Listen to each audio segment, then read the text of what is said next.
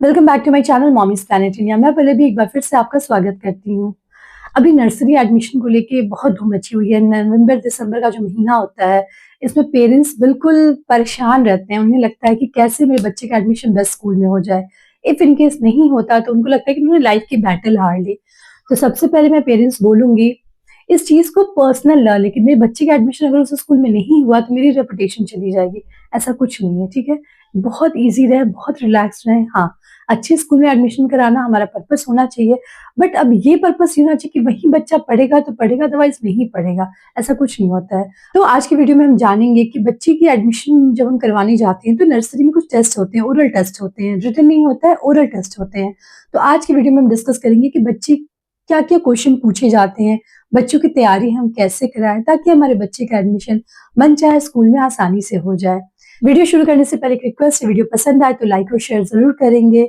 आप मुझे इंस्टाग्राम और फेसबुक पे भी जरूर फॉलो करें। मेरा हैंडल है @mommysplanetIndia और मेरे new channel let's talk Pallavi को भी जरूर फॉलो करें। देखिए, बच्चे जो हमारे 3 साल के जब कंप्लीट हो जाते हैं, क्योंकि न्यू एजुकेशन पॉलिसी के अंतर्गत है कि 31 मार्च को आपके बच्चे की उम्र 3 साल कंप्लीट होनी चाहिए, तभी वो एलिजिबल है नर्सरी क्लास के लिए।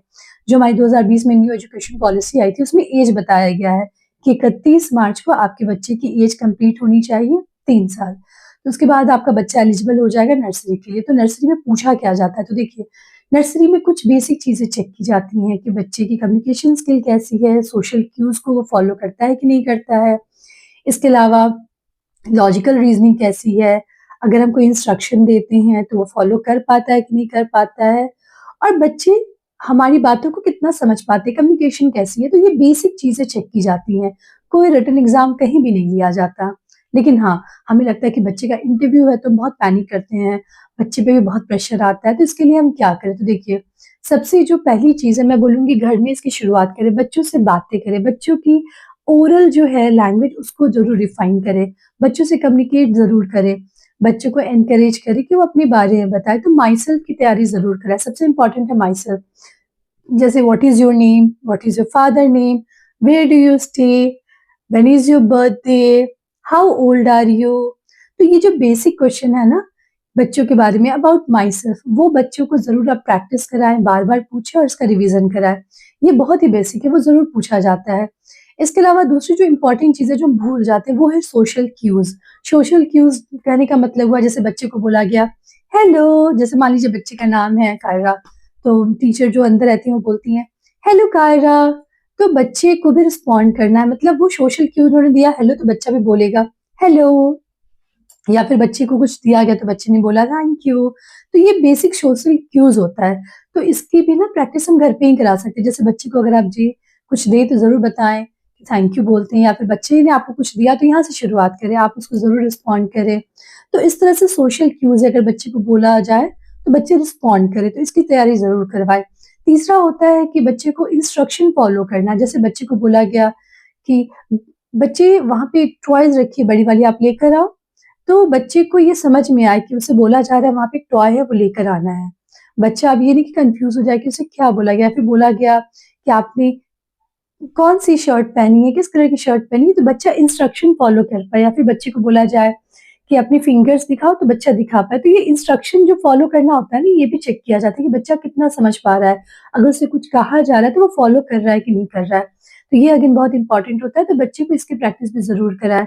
इसके अलावा बच्चों को कलर्स के नेम, शेप्स, अल्फाबेट पहचानना, जैसे ये क्या है तो ए बी सी, इस तरह से पहचानना, वर्णमाला के अक्षर पहचानना, नंबर्स पहचानना, ये सारी चीज की प्रैक्टिस भी जरूर कराइए। ये बेसिक चीजें पूछी जाती हैं। जैसे पूछा जाएगा आपके हेयर का क्या कलर है, ओह ब्लैक, ओके, आपने किस कलर की शर्ट पहनी है, अच्छा ये बताओ इसमें सबसे बड़ा कलर कौन सा है। जैसे मान लीजिए कुछ टॉयज है तो सबसे बड़ा टॉयज जो है वो किस कलर का है, इस तरह से कुछ पूछा जाएगा। इसके अलावा जो इंपॉर्टेंट चीज है, बच्चे को कोई ना कोई पोयम जरूर सिखाएं। जैसे बच्चे को बोला जाता है कि आपको कोई पोयम आता है आप सुनाओगे, बहुत ही बेसिक जो पोयम है, जैसे मछली जल की रानी है, या फिर रॉली पॉली, बहुत सारे हैं, twinkle twinkle little star, Johnny Johnny.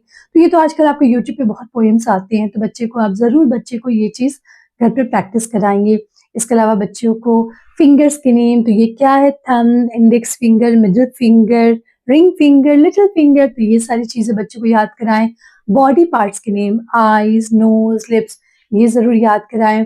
Birds के नेम, एनिमल्स के नेम, बेसिक बेसिक, बहुत ज्यादा डिटेल में नहीं जाना, लेकिन बेसिक बच्चे को animals name, birds name, flowers name, ये सारी चीजें पता हो। बच्चे को बाइसिकल, कार, ये सारे जो नेम्स होते हैं वो पता होना चाहिए। तो ये सारी तैयारी आप नर्सरी एडमिशन के लिए बच्चों को पहले से ही कराओ। ये नहीं कि एडमिशन है तो आज से हम शुरू करेंगे, नहीं। बच्चे को इसकी तैयारी आप 6 महीने, साल भर से, जैसे आप खेल खेल में होता है ना कि अच्छा बताओ जिराफ कहाँ है, तो बच्चे वो पॉइंट करके बताएंगे। ओके, टाइगर कहाँ है, तो बच्चे पॉइंट करके बताएंगे ये क्या है, टाइगर। तो बच्चे को बोलना भी सिखाना है। और बच्चे की कम्युनिकेशन इंप्रूव करने के लिए सबसे अच्छा तरीका है बच्चे को आप स्टोरी टेलिंग के लिए इंकरेज करें कि बच्चे स्टोरी सुनाएं। इंग्लिश हो गया, हिंदी हो गया, किसी भी भाषा में बच्चे कंफर्टेबल हो। तो बच्चे जब स्टोरी सुनाते हैं ना तो उनकी लैंग्वेज डेवलपमेंट होती है, वो फुल सेंटेंस फॉर्म करना सीखते हैं। इसके अलावा बच्चे को बहुत मजा आता है। तो यहाँ पे कम्युनिकेशन बच्चे का इम्प्रूव होता है। तो नर्सरी एडमिशन में ये चीज देखा जाता है कि बच्चे कितना अच्छा कम्युनिकेट कर सकते हैं। तो यही सारे कुछ पॉइंट होते हैं जिसके आधार पर वो बच्चे को सॉर्ट करते हैं। इसीलिए अगर आप बच्चे की नर्सरी इंटरव्यू के लिए जा रहे हैं तो जैसे मैंने पहले बताया, अल्फाबेट्स के नेम, नंबर्स के नेम, वर्णमाला के अक्षर पहचानना, shape, colour name, birds, animals name, इसके अलावा बॉडी पार्ट्स के जो नेम हो गए, रेनबो के कलर्स हो सकते हैं, वो आप बच्चे को बता सकते हैं, फिंगर्स के नेम।